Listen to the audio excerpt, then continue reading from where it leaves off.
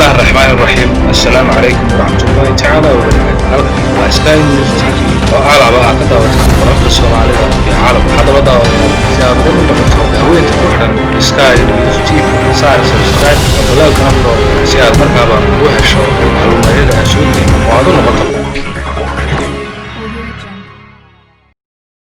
بسم الله الرحمن الرحيم السلام عليكم ورحمة الله تعالى وبركاته halkani waa Sky News TV warkiisa fiidnimo hadaba daawadayaal khabiir u dhashay dalka Mareykanka ayaa waxa uu shaaciyay in Somaliland 1960kii ay lahayd wadamo far badan oo aqoonsaday kuwaas oo tiradoodu gaadhiso 36 ilaa 37 dawladood hadaba khabiirku waxa uu soo jeediyay dowladda Israa'iil iyo dowladda reer Israa'iil iyo Carabtuba inay Somaliland xiriirkii ay la lahaan jireen ay dib u soo nooleeyaan taas oo ku sheegay in ay aqoonsadaan sidoo kale waxa la sheegay wada hadallada Somaliland iyo Soomaaliya inay noqdeen qaar daaqada ka baxay kadib markii la fulin waayay qodobadii ku jiray heshiiskii Djibouti taas oo dhalisay inuusan wax macna ah sameyneynin heshiiskii lagu galay dalka Djibouti hadaba sida ay sheegayaan warar ayaa wax lagu cadeeyay maadaama oo dawladii la gashay heshiiska Somaliland ee ra'iisul wasaaraha ka ahaa Khayre ay dhamaanteedba ka baxday daaqada kadib markii lagala noqday codka kalsoonida ra'iisul wasaaraha taasoo ka dhigaysa dawlad ku meel gaara oo haatan aan fulin karin heshiisyo iyo waxyaabo kala toona hadaba daawadayaal waxaynu ku jirnaa arrimaha Somaliland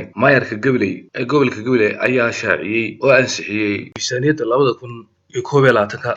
oo ku sheegay in waxyaabo badan loogu qaban karo gobolka Gabiley gaar ahaan degmooyinkiisa kala duwan sida degmada Togo Jaale Arabsiyo Kalabayd iyadoo miisaaniyadda loo qorsheeyay in lagu qabto sanadka soo socda haddii Allah awood la ogolaado arrimo ay ka mid yihiin horumarinta caafimaadka nadaafadda bilicda wadooyinka iyo horumarinta dadka danyarta ah tan ayaa waxay ka dhigaysaa gobolka Gabiley inuu noqdo gobolada si wanaagsan u kobcaya sanadadii ugu dambeysay taasoo amaanteeda ay iska leeyihiin mas'uuliyiinta dowladda hoose ee ugu sareeyo maayarka gobolka Gabiley kuwaas oo horumar ballaaran ka sameeyay muddooyinkii ugu dambeeyay gobolkaasi hadaba daawadayaal warkeena fiidnimo caawa intaas ayaan ku soo gabagabi doonaa assalaamu calaykum waraxmatullaahi tacaala wabarakaatuh halkani waa Sky News TV